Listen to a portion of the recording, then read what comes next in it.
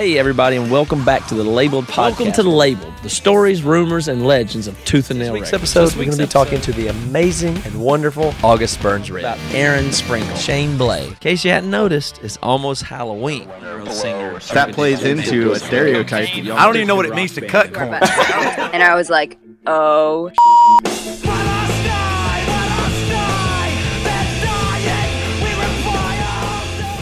Welcome back to the Labeled Podcast, the stories, rumors, and legends of Tooth and Nail Records. My name's Matt, and you guys are going to have to forgive me if I'm serious here for a minute. But, you know, I think we all know and have sensed the palpable change in the world that happened early in 2017. The Labeled Podcast launched in April of 2017, and we've made it all the way to the end of the year, and it's been fun.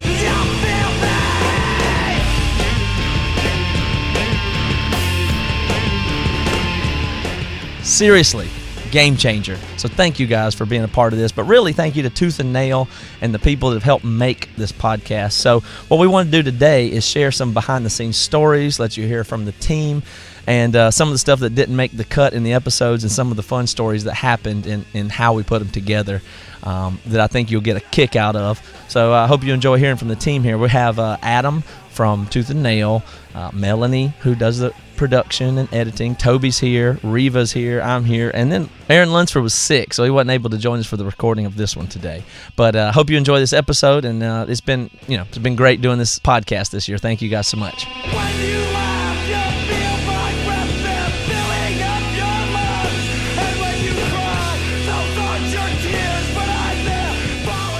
Today's show is sponsored by Movement. Get 15% off your watch purchase by going to mvmt.com/labeled. One more time, that's mvmt.com/labeled. Today's show is also sponsored by Harry's Razors. Get $5 off a limited edition holiday shave set by visiting harrys.com/labeled.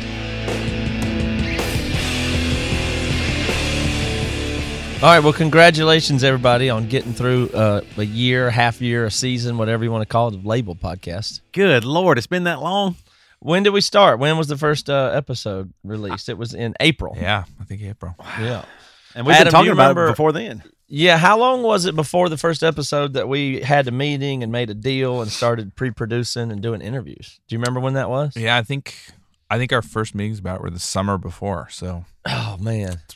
Been cooking for a while. July's 2016. Yeah.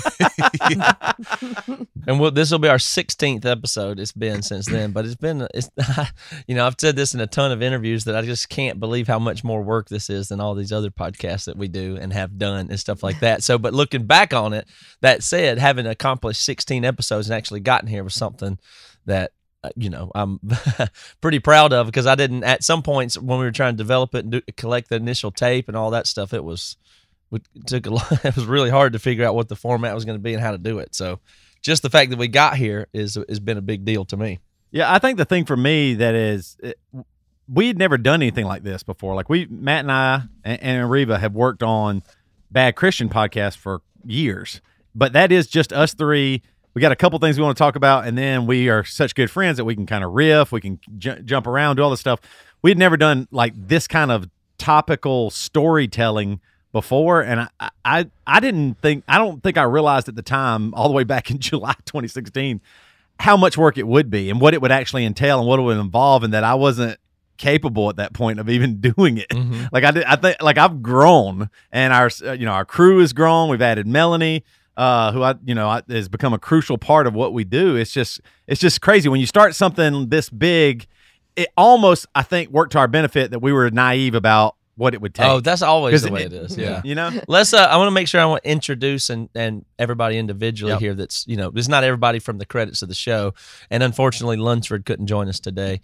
But here's Melanie. Introduce yourself. Make sure everybody knows who you are in real time here. My name is Melanie, and I do all the audio engineering stuff, the mixing, and I add in the music and do all that kind of thing and help with some storyboarding stuff along the way, too. Yeah, Melanie does a lot more in the content selection and production than she just admitted to there. She does a lot of choosing of how the episode's going to go and what's important and what is not. And y'all know Toby, and y'all know me. Adam? Yeah, I'm Adam. I work at Tooth and Nail, and pretty much I feel like I come in at the very end after all the work is done. And you guys have done it all. And I maybe put some songs in and make a couple edits, and feel lame about it because you guys have already put in like 30 hours of work. Well, I'm always afraid to show the label the stuff too early until it's starting to have a little bit polished, because I'm afraid y'all will panic when you hear a half-done episode that doesn't make sense yet. It's great. So I like to wait till it gets toward the end to submit to you. But I will say you've been very, very helpful with the feedback, and the corrections that you do make are always right. Well, so it is the easy leg of the job for sure. Well, the thing I want to give you a ton of credit for is how much of this stuff that you've allowed us to leave in the episodes that I'd never thought that a label or a company or Tooth and Nail would. Yeah. Some of the details, some of the language, some of the stories, some of the stuff that makes people look bad or makes y'all look bad or anything. Those were the things I just didn't have a concept of if y'all would let it slide or not. I thought it would get hung up in corporate somewhere, and it didn't. Almost anything. No, man. I think it's so much better that way. I think when stuff is transparent, it's just letting people be people. And I think the stories just would be way more lame if we were trying to like water it down and cut it down and make people look different than how it really was. So yeah, I'm glad. Yeah, the funniest one of that I was the most excited about is that you allowed the part. Initially, you had a feedback on the Me Without You Amberlyn episode to not leave the part in where Nikki was on her period and had menstrual blood on that. And I was like, there's no way they're going to let that in there, but it's such a good part of the story. And you did give the note, immediately came back, said, yeah, and she had talked about it and she had, acknowledged it. And I was like, oh, that is such a good detail. I didn't think she would tell it when I talked to her. And she told that part of the story, which is almost embarrassing for her. And then, of course, the note came from Adam. Okay, this is good, but let's cut that detail. And I was like, no. And I called Adam up. I was like, and let me give you the case. Here's why I think this is important. She owned it. It's not hearsay. It's her owning it and talking about it. We got to leave it. And I didn't think he was going to say yes. And I was like, okay, I guess you're right. And I think it made that episode so great. Yeah, man. And seeing it dripping down and putting his hands out. And he says, is that piss? And I said, yes, it is. And I'm on my period, too, so probably some menstrual blood.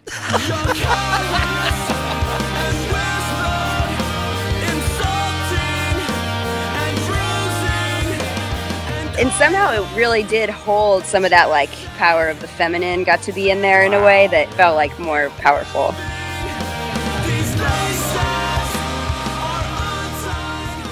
And it also got on and in the carrying case that he had, which I was happy about because it belonged to Amberlyn.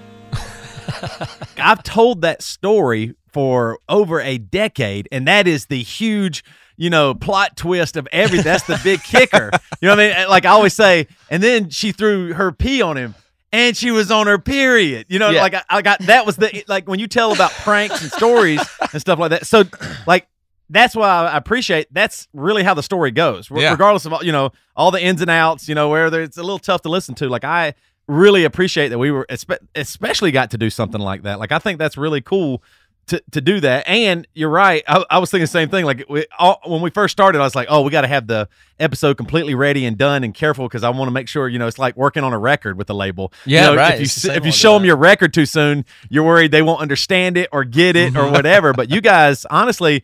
Very, very, like that's what I was going to say about you, Adam. You have been a really good support system, I think, for this podcast. Like really kind of jovial, excited, enjoying it, and like kind of pushing us forward. So that's what I appreciate about your input. Like I think that has helped us make really good stories and be good storytellers with this podcast. I got more to say on that, but let's introduce Reva too. Tell them your name, you say who you are, and some of the stuff you do. Well, like you said, my name is Reva. I did some of the guest scheduling and recording of Matt and his interviews, and then kind of came in the last phase and got all the assets together and did the final publishing. Yeah, Reva does all the descriptions, editing stuff. She does my recording end here, engineering, and she did a lot on the website and the marketing when the podcast started, all this kind of stuff. Reva does a ton of stuff. It's very, very helpful in here too. So what I was interested in there is to say about Adam on the Tooth and Nail side is that I don't know if people understand this. I don't even know if you guys understand how much Adam is the advocate. Adam is the podcast evangelist is who he is. He's this rabid podcast fan. He's been Adam and I have been talking about podcasts. He's the kind of person that consumes podcasts very, very intently and has for years.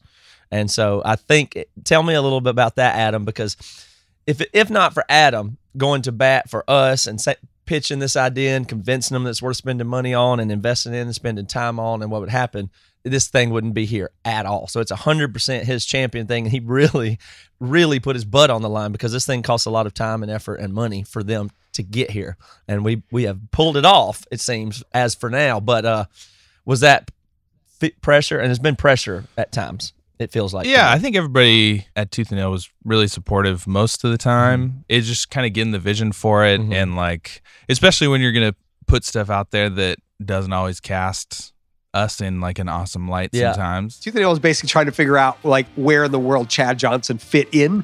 For a season, I was doing like international distribution. So I was going to Europe I went to Europe several times, always stopping into Amsterdam because I was like, oh, they have really nice marijuana here. So, and so I had this brilliant idea to ship weed back to myself from Amsterdam in a CD case, taking the inserts out, replacing it with marijuana, and then taping it all up, putting it in the mail anonymously. So had anyone like Jim, who's just brilliant and would absolutely know, this came from Amsterdam about a week and a half ago. Who do we have that was in Amsterdam a week and a half ago?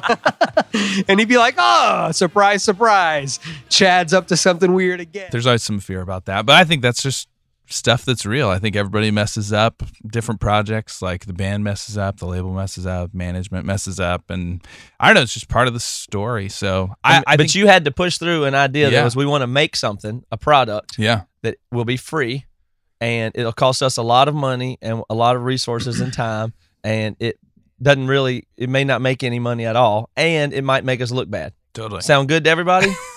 Is this can we greenlight this project?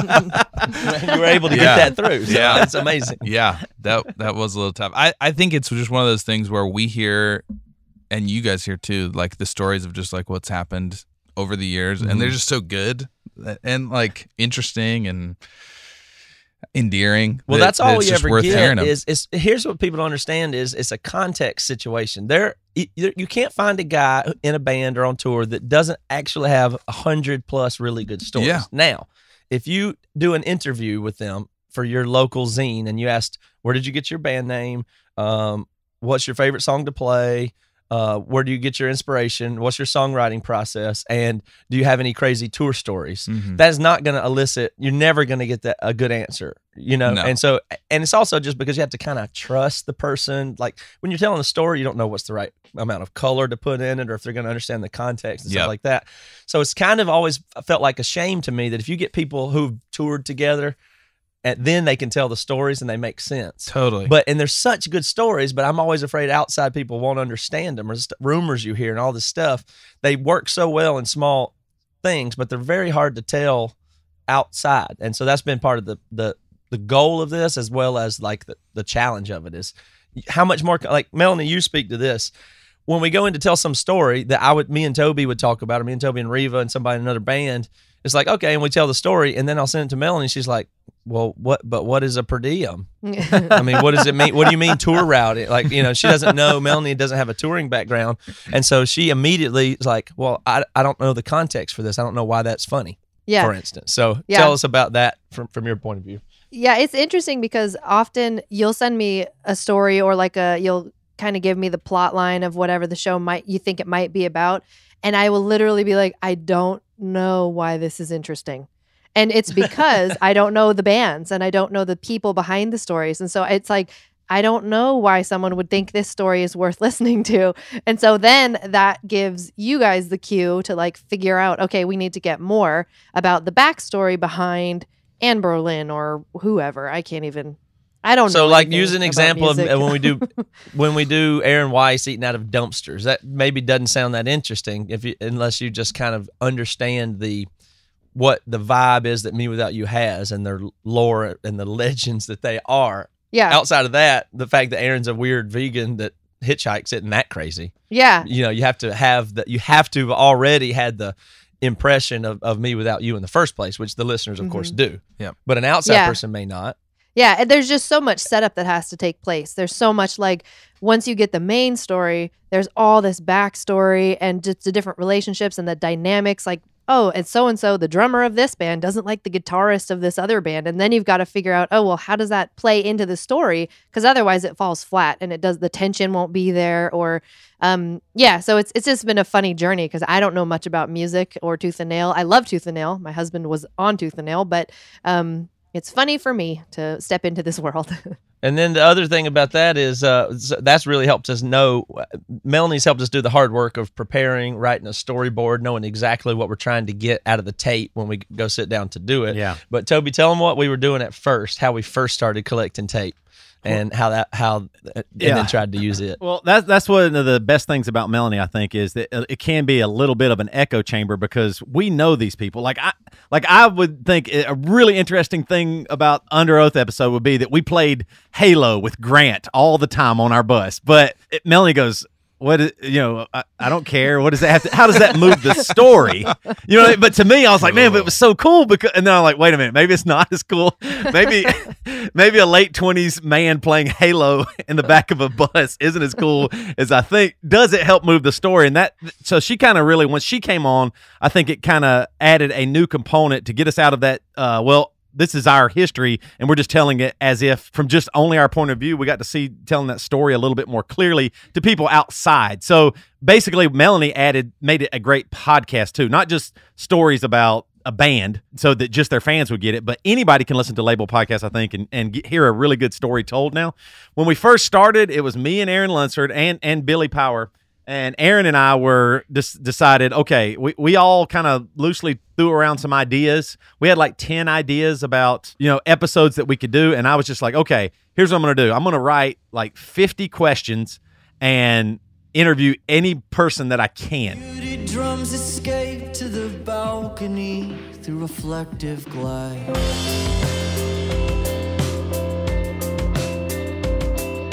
Two of us appeared as a picture, unaware the guests were staring back. Pardon the interruption here, guys. So the holiday season is officially here. We're past Thanksgiving, and we are rocking and rolling in December, so it's time to get moving. Speaking of moving, we're going to talk about movement. You can skip the crowds and standing in lines and find a gift that they'll love at prices that beat the department stores. That's right, Movement watches. That's MVMT watches. These things are great. You'll love the way they look and feel. And I think what you'll enjoy most about it is the minimalist style design. It really accentuates and is a very modern fashion statement. I get compliments on the one that I wear. My wife gets compliments when she wears it. People notice it. Here's the cool thing about Movement too. This is what I actually really like, is supporting people who, work their way up and build something from nothing. So this company was started a lot like a podcast. It was started by two broke college kids that wanted to wear stylish watches but couldn't afford them. So they started their own watch company. They built it, and here they are now. These watches start at just $95, and at a department store they'd be $400 or $500. But Movement figured out that by selling them online, they're able to cut out the middleman and retail markup and provide the best possible price.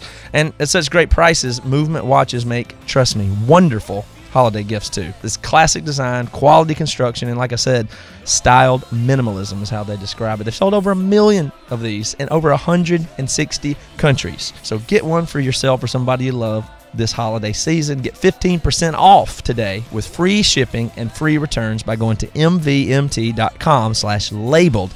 This watch has a really clean design, makes a great fashion statement. Now it's time to step up your watch game. Go to mvmt.com/labeled. Join the movement.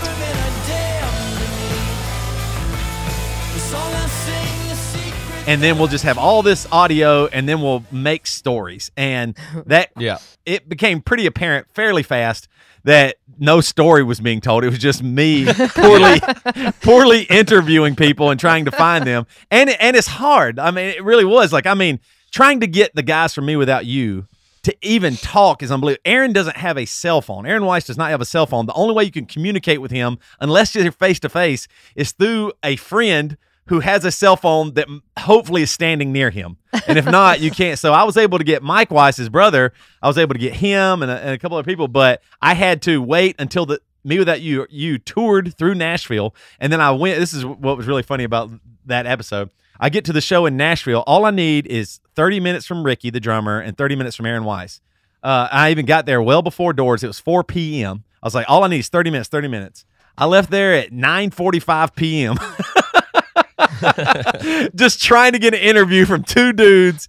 But after that night, I was like, what am I doing? I just don't know if I'm totally doing this right. Like I'm trying to get interviews, but I don't even know if we have a story yet. And what is the story? And it does not help the story to do an interview and not have the story. It's way better to have a story and do the interview. And that's one of the things I've learned. I think it's like we thought of it like a documentary at first, where you just go collect 1,000 hours of tape Right. and then piece it together. Except for that comes every couple of weeks and you got to come and go. So we figured if we have if you have Tim from Under Oath on the phone, you might as well, or on Skype, you might as well talk to him about Chad Johnson, Right. about this other thing, and this other story we want to do later that he could comment on. But those stories don't really exist or have a framework yet. So then when you go back and try to put all that tape together, they're not saying it, in the right context. So Right. now that stuff's all out of whack. And the other So I thing have to too go is back and redo everything. if you have a story, you can guide the interviews. For example, talking about Aaron Weiss dumpster diving. I mean, every time I interviewed somebody about dumpster diving, it was almost exactly the same story. So I was like, are we going to use 15 stories of, well, we were walking to Wendy's. Well, we were walking to Taco Bell. Where we were walking to Burger King. And Aaron jumps in a dumpster and starts eating. Or, At least it corroborated that as true. Yeah, it was true. Rumor verified. But but you would want like a unique one, like it was, the garbage truck was trying to put it in the truck and he was stopped them to get it out, but it was all the same. Just having the story first has been one thing I've learned for sure, because like I said, we had never done this before and we knew there were stories, and I thought we'll find the stories, kind of like how I write music. Like I feel like there's a song out there and I'm going to find it.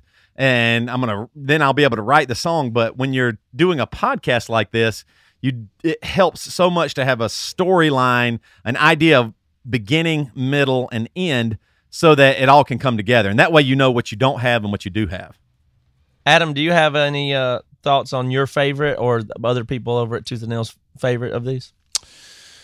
Man, I think there are a ton of good ones. I have loved, for sure, the ones that kind of centered around a band, but like I've loved the ones that kind of have strayed away and have kind of been a couple degrees of separation away from like being directly involved. I loved our Halloween episode. Mm-hmm. Ooh, that was my favorite. Yeah. I wonder why, Melanie. You were the star of that one. Tell us about making that Halloween episode.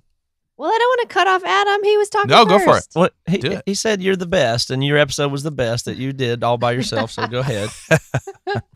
Well, let me talk about it for a minute. It was my absolute favorite, but I do have to say, when I was making it, I would be mixing audio because I had to find there was like really real creepy audio from the actual rave, and it's just people walking around and videos or whatever.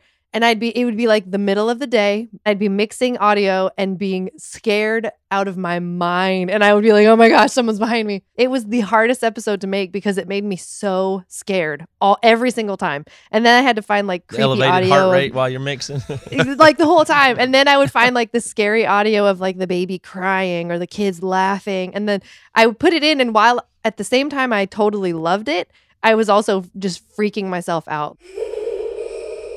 People report hearing like groups of kids laughing, and then they'll hear children crying.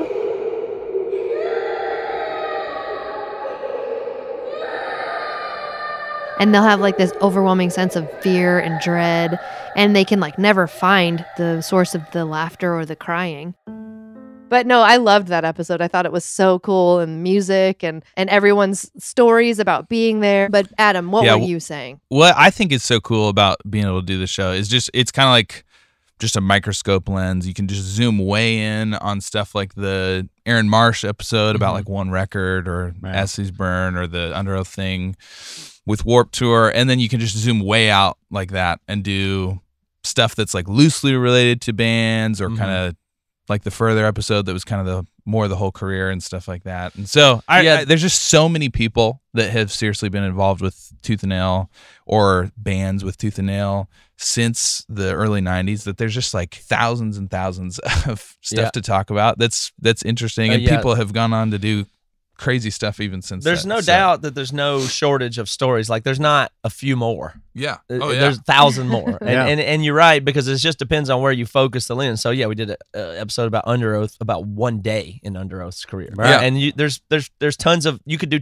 tons more about Under Oath that are a single day. Totally. Not to mention you could do, I mean, what we don't really set out to do is say, here's the Under Oath episode. Now we're going to cover their career in 35, 45 minutes. I mean, that's not even reasonable. You can't do anything like that. So we actually, if we can get more disciplined, we'll get even more focused in on smaller and smaller things and do it better and better, I think. Oh, yeah. But that was the challenge, basically, is that kind of stuff.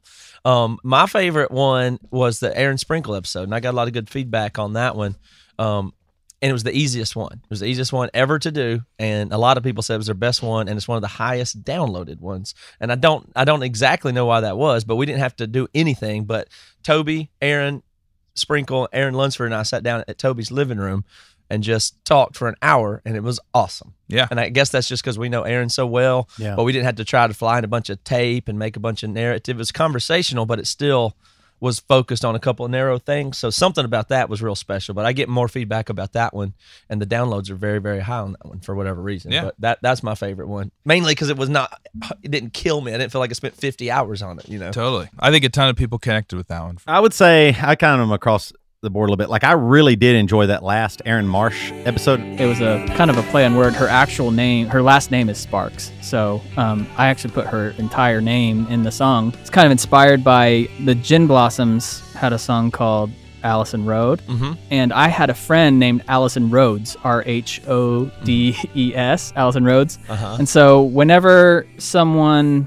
would hear her name, you know, like the cashier or whatever, the bank teller would laugh and say, song, like the Gin Blossom song. I think that made her feel really good, really special. And I was like, oh man, what if I put Paula's full name in a song? And oh my gosh. I was like, she'll feel so great. She'll never forget me. And I think it definitely didn't have the desired effect. It didn't have the desired effect. She was not thrilled that I put her full name in the song. And I think one of the reasons why is because, like we were saying earlier, there are so many stories to tell, but also we're all older now and the story has matured, and so have we. So he's saying it from an older person's perspective now, looking back on that young 19, 20, 21-year-old guy who, you know, in a way, and the girl that he was in love with, the pain that he was having, not only with her, but with his grandmother, all these things. I really appreciated that. So that one was my most enjoyable because I just got to hear the interview, and it was just so great. I miss the way you sing, so I can hear your voice over the radio in my car. But you know every word they say, you knew just the right things to say. Distance ripped us farther and farther and farther.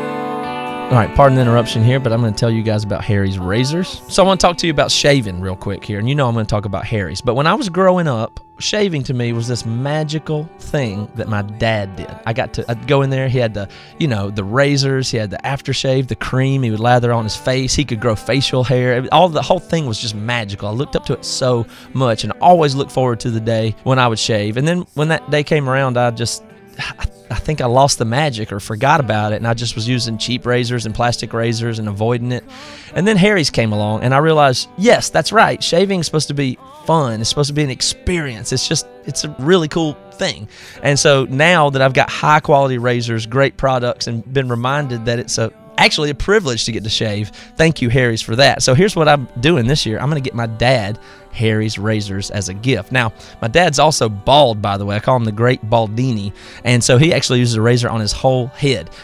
So I think I'm really excited to get him this and put that thing on his scalp.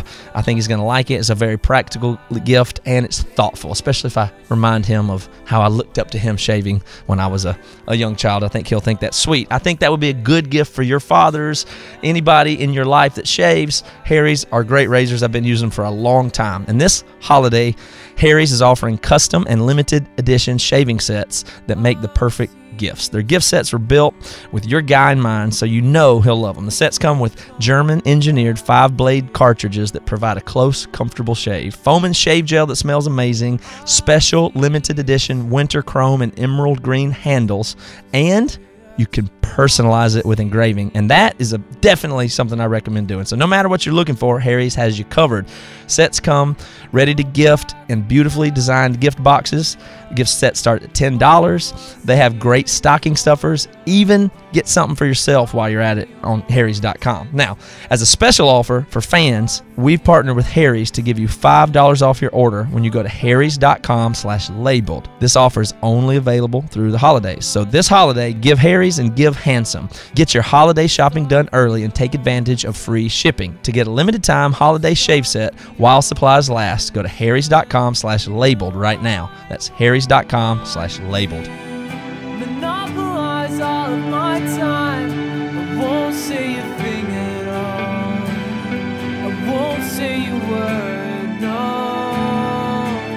So come back for Now, the one that probably I had the most joy after was the very first episode of Further Scenes Forever, because it was so hard to get because, and I'll give you all a little behind the scenes here, we could not get Chris Carrabba. Just couldn't get him. He was super busy. Schedule was very busy.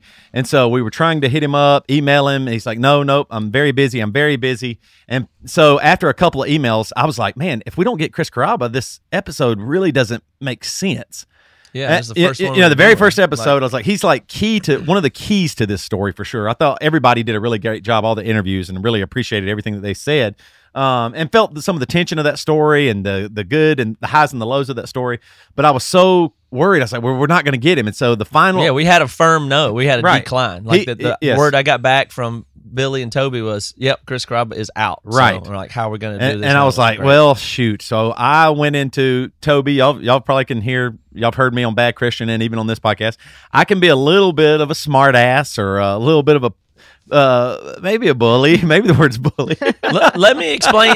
Here's my take on a mode that Toby has that other people don't have, and I'll tell you how it works. And this is a good example of it. But Toby's the guy that if the TV isn't working, he will smack it, hit it, kick it, because either the TV's broken or maybe you can make it work by abusing it. Right. But there's really nothing to lose once the TV's already broken. And I'm 85% chance it works for me, too. Like, that does work. The TV starts working, we watch the rest of the football game. Yeah, otherwise it was broken anyway. Right, so exactly. Nothing to lose. So I don't care. Anyway, if it's broken, Chris Carrabba is not coming on the episode. So I get that email, and I'm like, now well, you got nothing to lose. I said, we got nothing. Here we go. So I was like, I wrote him back. I was like, hey, listen, I know you're busy, but I'm busy too, man. I'm in a band also. I'm doing like 3 or 4 podcasts. I said, I'm a dad with 3 kids. I said, you have no time? So, seriously? Something to that effect, right? And now let me clarify this too. This is one of my all-time favorite singers. Maybe one of the biggest influences on me as far as writing music, singing, performing, vocal technique. Everything about this guy is like a hero to me. And my dumbass writes this email, sends it off, no word back. I was like, well, that was that. It didn't work. So that the next morning, I get a text from Billy, and he's like, what did you do? I was like, what do you mean? He's like, Chris really didn't appreciate your email. It was kind of antagonizing. And I was like, God damn it. I was like, shoot, it really was. I was antagonizing him. I started feeling immediately bad. And he's like, yeah. And, he really just didn't appreciate that. That wasn't good. Like, Billy was like, man, you should not have done that. He's my friend, or we're acquaintances, and I'm friends with the band, and that was just not a good thing to do. And I was like, oh no. And so then I really went into panic mode, because now not only do we not have Chris Carrabba, but before the very first episode that we're supposed to present to Tooth and Nail, I have made one of the all-time great members from Tooth and Nail legacy upset with me. And maybe Tooth and Nail, and maybe everybody. And I'm like, oh my gosh, what have I done? I'm going to call from Brandon. Adam's going to call me. Matt's going to call me. I'm a jerk. I was just laying in bed. My heart was pounding. I was like, no, my hero doesn't like me.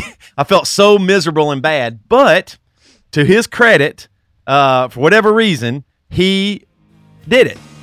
There were these tents all around where people were playing solo shows. I think Pedro the Lion was playing in one of these tents. And Chad said, Chris, come with me, grab your acoustic guitar. And I didn't really know what we were up to. But Chad he had his little plan, I guess, and kind of threw me in this tent. And there was people there. And I said, what am I doing here? And he said, well, you're gonna play Dashboard songs. People are going to love it. He went to a studio. I had sent with one of the emails that I had sent like 5-6 questions. And he went to a studio and answered those questions and sent them to us, even after, my mean email and my bad attitude towards him. And so there's actually, I mean, Toby's email, we went back and forth a couple more times and was slightly more aggressive than he told you there. Also. And then when Chris wrote back, he wrote back to Billy and said that, he says, I'll go get an engineer and I'll go do this, but I prefer not to talk to that gentleman. So Toby was trying to interview him, and he said, I'll answer the questions, but I'm not going to interview with this gentleman. So I give all the credit to him. Chris Graba, total pro, very nice guy, got the interview done for us and helped kickstart this whole thing off. But that was the most pressure ever right from the very beginning. The episode wasn't even done, and I've already infuriated one of the key components to the very first episode. So I was once that got done and I saw that, I've never had more relief. I felt so good. It was like, man, I just got through all my exams and I've graduated college or something. Like, it was the greatest feeling ever to get that one out under my belt. Until you caused more trouble just a few episodes later on the S City's Burn episode, right? Well, I think it's really unfair. This isn't being recorded. Cody sounds really awesome. All the things he's saying are completely oblivious and completely romanticized about what music business is. Except for you and Colin specifically realize that music business is a business. I mean, he really did something, in my opinion, kind of vicious. There's so much money that was on the table for you and your family that was taken away by Cody. And he does not realize that. He thinks that you just don't play your drums anymore. That's what I was thinking of while you're talking, though. I think that's like one of the strongest pieces about this whole thing is that it just kind of lives on the interviews, and that we really, really, really have tried to get all sides of the story just to be fair to everybody and to make sure like all kind of angles of it are covered and heard. Mm-hmm. That's just been, I hope, helpful to like be able to make an opinion on from the outside, because I just see so many shows that are like trying to kind of drive a point in and trying to tell a story the way they want to tell it, and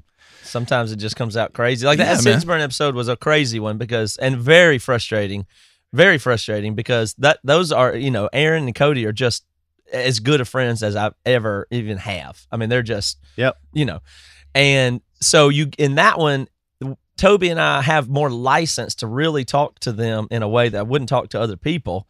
And then when other people hear that, it comes across different. So some people really like that window of getting to see Toby actually get irritated with Cody or the way things are going down and the extra tape that's in that episode.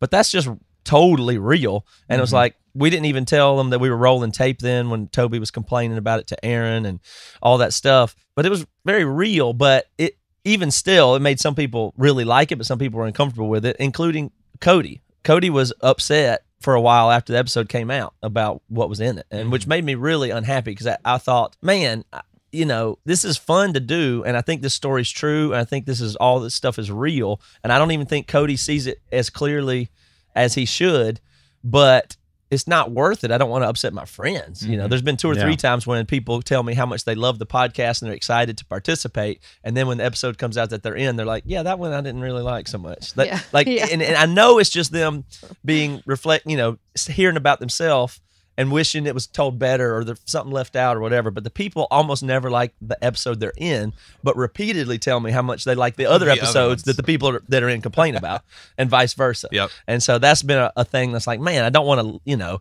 have to just get in there and mix it up with my friends to where they're irritated for the benefit of some podcast. Yeah. But Cody even, I'm going to give Toby credit again for that one because he was really agitating and stirring stuff up there. And I'm telling everybody that was for the benefit of Aaron and Cody, and now you hear about it. There's stuff announced with As Cities Burn now, and I really believe that going through that episode has been a healing process for them, and they're actively working together and going to play some shows and practicing and writing music now. And I'm that's partly because of us forcing them to confront some of the stuff they had going on. Yep. So I mean, I'm not taking credit for that entirely, or even giving it to Toby, but that's real life. That's I would say that episode specifically, I did not listen to the audio when it was the end audio where it's like kind of the behind the scenes with us talking to Aaron about Cody and their relationship with As Cities Burn, because I was scared I would want to edit it.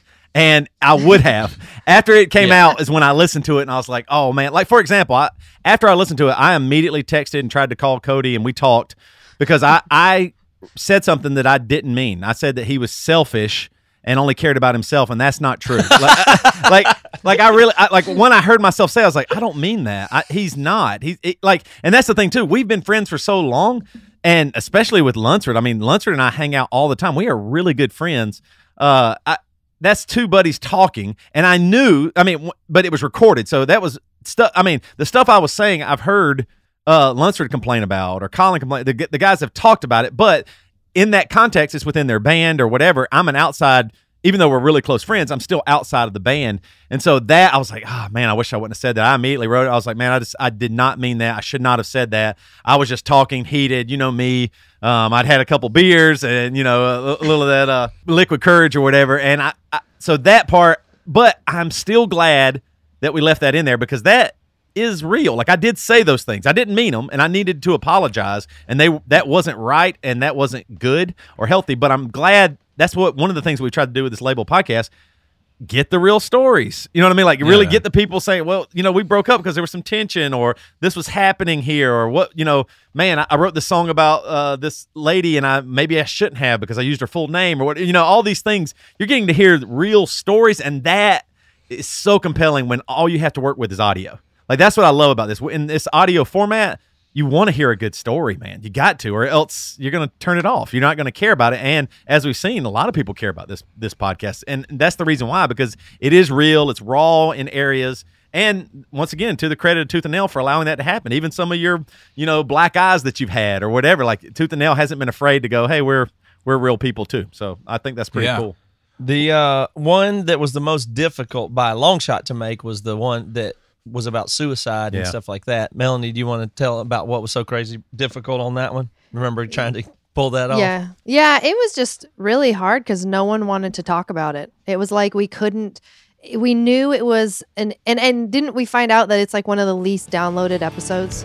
I'm Jonathan Dunn, the bass player in Demon Hunter. Our song, Carry Me Down, from the album Storm the Gates of Hell, has a lot of personal meaning for me with a friend that committed suicide when I was in high school. We get a lot of people saying that, our music has saved their life or encouraged them or kept them from suicide, or it's become a really common thing, which is awesome and encouraging.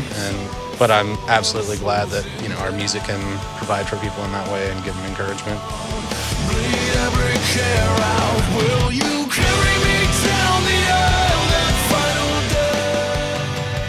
Yeah, that's what I wanted to reflect on, because I said in the episode that y'all wouldn't believe how difficult it was to make this one. And I don't mean difficult as in anything other than, I was willing to do it and talk about it, and there was plenty of material. There are many, many stories that I've had and conversations I've had with people about this that I'm like, oh, this is really good. Of course, it's a sensitive subject, but there's no shortage of mental illness material in every single band, like no shortage at all. So I was like, this will be at least easy to get the material, and then we'll have to treat it delicately. But almost nobody would share, talk, comment, and there's just a weird position that everybody's in where I don't know if it's, I still struggle to realize why that is, because it's the thing where everybody's like, well, we need to have more conversation about it. People need to feel like they're not alone. People need to be all these things you hear, and then it's like, okay, well, then let's do that. And everybody's like, well, not me, and I'm not going to talk about that. But in general, I think it should be more of a conversation, just not with me and not about that. And that seems to be everybody.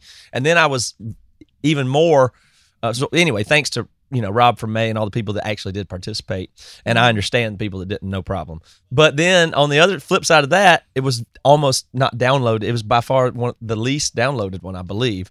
And so that's just because you see that, like, you're walking around, you're going to your car, you're about to listen to a podcast, and you're like suicide and depression, mental. Let's go on down to the next comedy Bang Bang podcast, whatever I like, So I guess it's just a numbers thing, you have to get in the right mindset and want to, be intentional about it, but it's not as easy to just click play and sit down and listen to passively, I suppose. Yeah, I think it's been really interesting how, like I said before, like I don't know a lot of these stories, so I'm coming in totally blind and they're all new to me. And then I'm all excited because like, oh yeah, I feel like the treatment that I've done to the Cody and Aaron thing is really cool. And then you get back to me and you say, oh, they hate it. And I'm like, what? They hate it, but it's so good. And I've like represented both sides. And so it's been really frustrating because it's like you said, the people love the podcast until the episode is about them.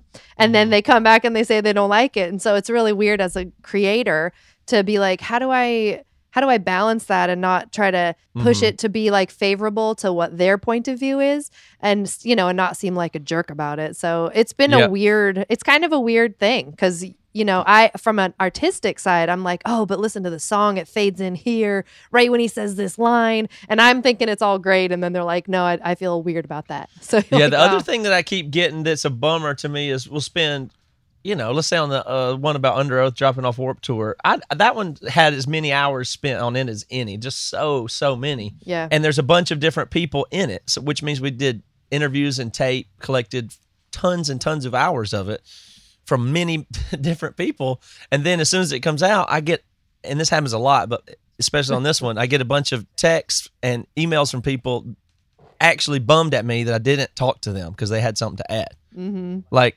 like, hey, this is this. Would you mind sharing this? Well, yeah, I'm really bummed though. I mean, how did you not talk to me about this one or that? And I get that on a lot of episodes, that one particularly. And I feel bad. Like, well, I guess I could do an endless amount of this, which is the exciting part because there's obviously more to cover. Yeah, and we'll keep getting better and better at who to color the conversations and what clips we could add and stuff like that. But that's been a crazy part of it too. And then again on the other side of that was that the one we did with August Burns Red. You learned to play drums milking cows. Like you got the rhythm from the udder, and you were like, I'm on to something here, right? Yeah, there's a real rhythm to that cow milking, isn't it? Yeah. Well, yeah, that's pretty accurate, actually.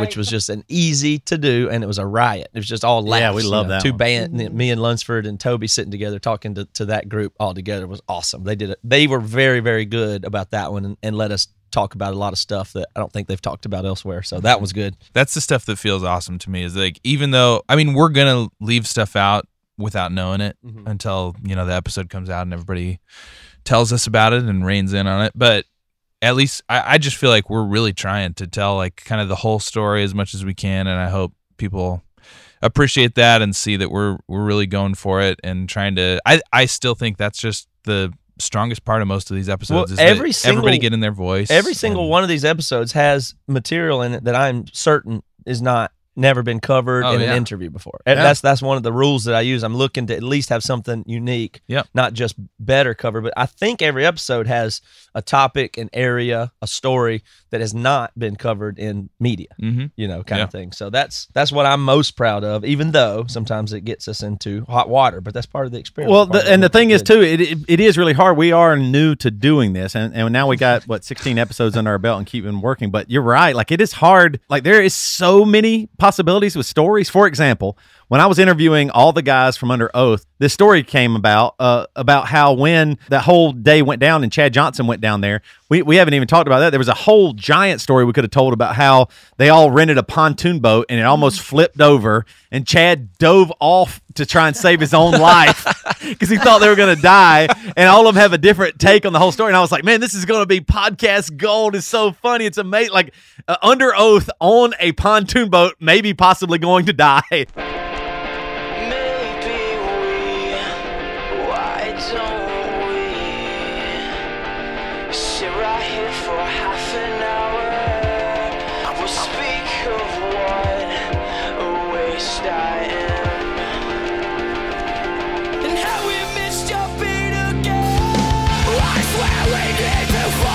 Comfort with this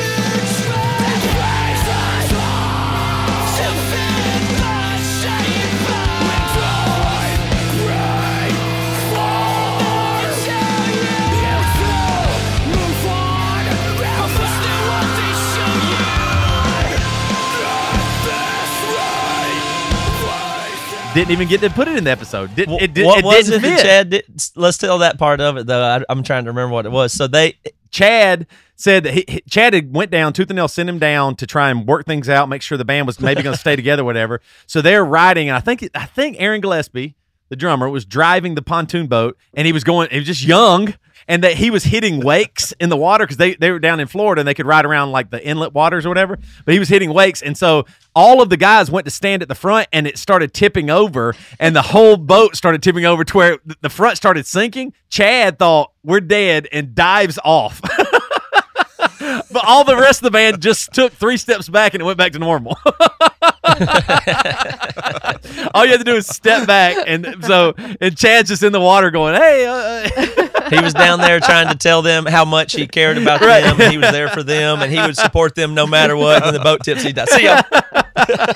So we didn't even get to tell that story, which I think was so awesome, but it just didn't fit. I mean, you're talking about a band that might be breaking up forever, and it just didn't fit. So that's what I think. One of the big things I've taken away and learned is it's good to have the story, and then the story is also going to have to tell itself a little bit. There's going to be things, like I said, Grant and us playing Halo, and it didn't fit in that episode. There's tons of parts where I was like, it just doesn't fit, and some things will take precedent, and that's cool, even for me, because I have the story in my mind, because a lot of these stories, we know these folks, I mean, we've worked with them, we've been on tour with them, played shows together, all kinds of stuff, and so I have a story in my head, but once again, going back to Melanie, I think that's what's really cool.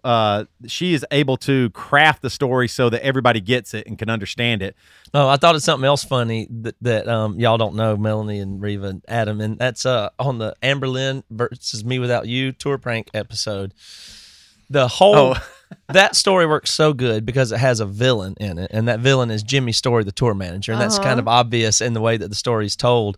And so obviously it would have been good to get Jimmy Story to be in the episode. So obviously people have asked about that, and of course we tried to do that. So Toby is going out and getting all the bookings and guests, and he had one of the first people he messaged about it was Jimmy himself, who never responded and didn't want to apparently participate. So we get word back that Jimmy's not going to participate. Never got anything back, no contact back. So I said, okay, that's fine, but we had to tell the story, so I'm going to still say his name and everything. If he wanted to come on and clear it up or maybe say his point of view, of course, that would be great. But if he doesn't want to, we still got to go ahead with this. And so we were in Philadelphia the other day playing an Emory show, and Nikki Kleinberg and her husband Chris came by to hang out, and we were talking about that episode. From Me Without You. We were talking about Jimmy's story. Yeah, From Me Without You, from that episode. And they were like, and Jimmy this and that, and we talked to him sometimes, and Toby's like, we couldn't get him for the episode. They're like, really? It seems like he would have done it. Such a nice guy. He would have done it. Such a nice guy. I mean, we talk to him still sometimes. Everything's fine. But I said, I Facebook messaged him, and he didn't even respond. Look, I'll show you. Here's where I did it. And I showed the Facebook message to him, and they were like, that's not Jimmy. This is some other Jimmy story, but it wasn't. It's some Jimmy story that was getting hounded by me to come on some podcast in a band he was never. I know who you are, man. Yeah. Meanwhile, the real Jimmy Story never got the opportunity. Yeah, the real, so sorry, Jimmy Story, Jimmy. super nice. Would have done it in a minute if he could. I know. I'm sure some people have told him. I mean, I know that I feel bad about that in a way, but. Jimmy, of course you're welcome to come on. We'll do a follow up there. So apologize. That's hilarious.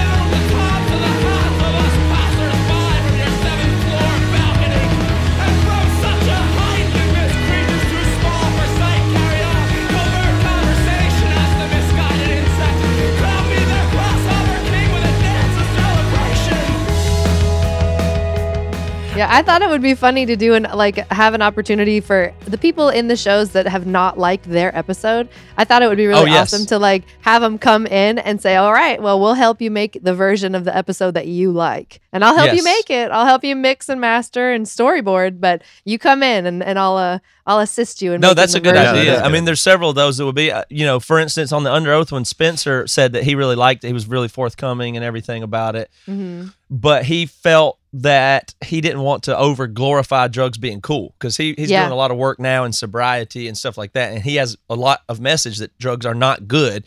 And he felt like, I hope that didn't come across like drugs are cool and I don't care. Yeah, he's not flipping about it. Yeah. But that wasn't what the story was, so that's a really good follow-up. I was thinking of having him on the Bad Christian podcast, but a good follow-up here would be great. Same with Cody from As Cities Burn, especially if they're active again. So pay attention to them. Yeah. So that'd be a good follow-up. Jimmy's story would be a good follow-up. There's plenty of stuff in there like that. So, Adam, tell us some of the other stuff that's coming in the inbox from people that they're wanting to do. Because the inbox gets a ton of some mail, of our coolest stuff has come from just people wanting to know certain things, and we're trying to build it into a story. Because I want people to, again, double down, send it in again. Now that we kind of know what we're doing, I would love to get a bunch more inbox messages. For sure. Voice memos from people and go out and investigate more stuff they want to now that we kind of have our feet underneath us. But what are the kind of things you think we could do next year? You think it's people asking for stuff outside of this era that Emory was a part of? A lot of that? I definitely think, and we've tried to start to dial in some things from like the 90s era. We did one episode.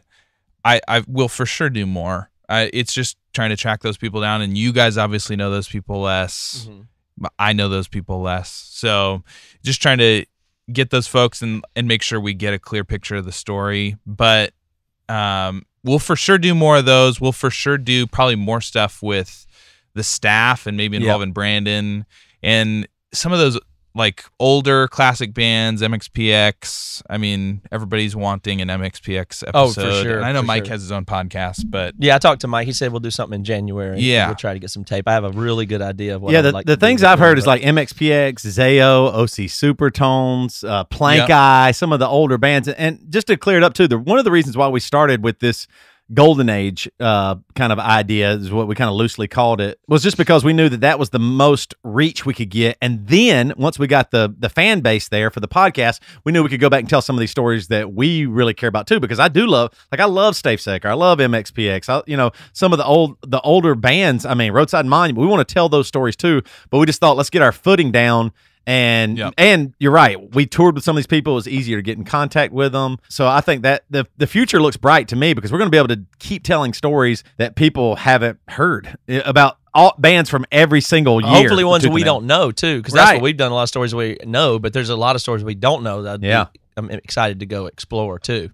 I'm excited to do any story that has, and this is going to sound funny because John Dunn, he is a great storyteller. And I used to be so afraid of him because he was, what was he? It was like your manager, Emery's manager or He was something. our A&R guy, yeah. And he was so scary when I was dating Seth, and he like invited himself to our wedding. And I used to be totally like, John Dunn hates me. Like, I totally thought he hated me. And then when he was in the Halloween episode, I was like, oh, he's the best.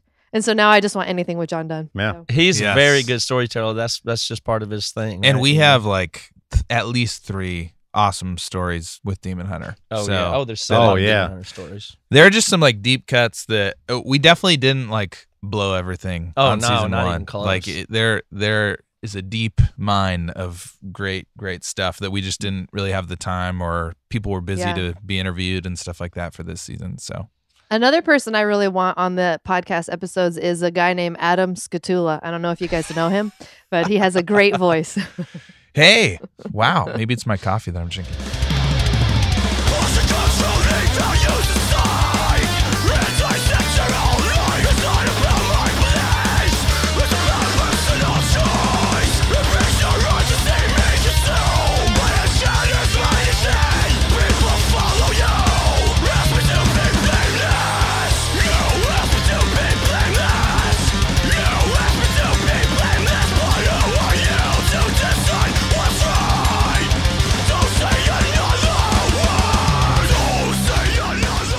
Tell us who are the bands you're excited about. But now we're on the podcast here, so tell us about your Christmas sale and the bands that you have now that you're excited about. Yeah, totally. Well, we just put out record from a band called Phineas on Solid State that has done really well. It's called Dark Flag.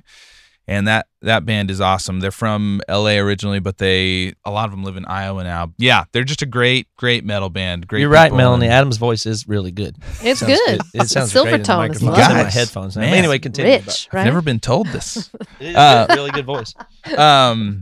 What else? Next year, we've just got a couple of the golden era bands that I don't know if I can say quite yet, but we'll have just a lot of great music in 2018. But it's been fun to kind of like help build some of these current bands, Fit for King, Silent Planet. We have some awesome tooth and nail bands, a guy named Tyson Motzenbacher, a band called Civilian. Loyals is a band great. called Loyals. Yeah, there's just some great stuff. Hearts Like Lions. I'm going to leave people out, and they're going to be pissed at me. Please go check some of them out, especially Civilian, Tyson Motzenbacher. I just can't imagine how you wouldn't like those guys. But terrific. If you want to check some of them out on the cheap, especially, we've got a Christmas sale going. All of our digital albums that we've got in our whole catalog are $5 through the new year, and then pretty much everything else in the store is 25% off. So vinyl and shirts and everything. So That's cool. Get some cheap stuff and check out some new people. And what is our email address that we want people to send in their ideas and rumors they've heard and stories that they'd like to see covered? That's podcast at labeled. What is it? Reva, do you know? No, I don't. I'll put you on the spot right there. Sorry. I can't remember what we set up. I think it's podcast at labeledpodcast.com. So it's podcast at toothandnail.com. Oh, podcast at toothandnail.com. Thanks for backing me up, Reva. Yes. Yeah, So any other ideas, rumors, anything out there you'd like to see us cover, and any feedback at all, even if it's you want to hear Reva talk more. Sorry, we didn't get her more in there. Then please put that in the email us. We're going to review this, take a little break here for Christmas, and we'll be back, and we've got new episodes coming in January. Hey, and seriously, do email. We read them. I go through them with our marketing guys and with Matt. And thanks so much to the listeners, because I'll tell you the inside part of how this works is it is so easy to start a podcast in theory and so hard to make one that is good, in my experience. And then even more rare than that one would be called successful or commercial. This one costs money to make. And we've gotten to the level where there are advertisers on the show, and supporting them means a lot. It's the thing that keeps this going, because Tooth and Nail has to pay for it. You hear the stuff we're doing here. So there has to be money coming in, or it can't exist. And we are so fortunate to be at the threshold where we can have Movement or Harry's Razors or MeUndies or those things be here. So please support them. And thank you for listening and sharing and telling people about this. It's just, it's such a rare thing to have something that, I mean, you would consider this a success or a hit. It's working. And and that only has to do with the fact that you guys are listening to it, downloading it, subscribing, sharing, ratings and reviews. And I'm sorry, I'm not even trying to guilt you or be pushy about that, but I just want you to know that just because of the amount of people, barely we're into that success range. I think there's a lot more we can do. Just big thank you to everybody that supports it. Yeah, and I would just say real quick, thank you for listening to our bands. Like whether you listened years and years ago, in the 90s or whenever, or listening now, I think the show is powerful and means something just because people have had a connection with some band or amount of bands that have been on the label. And it's just a sweet thing that people have hung in there and at some point connected with it. So thanks for listening to our bands, and it's just hugely appreciated. And it's fun to be able to do a show about it. So Adam almost started crying during that. I think. Yeah, I actually did cry. If that appeal doesn't work, nothing will, Adam.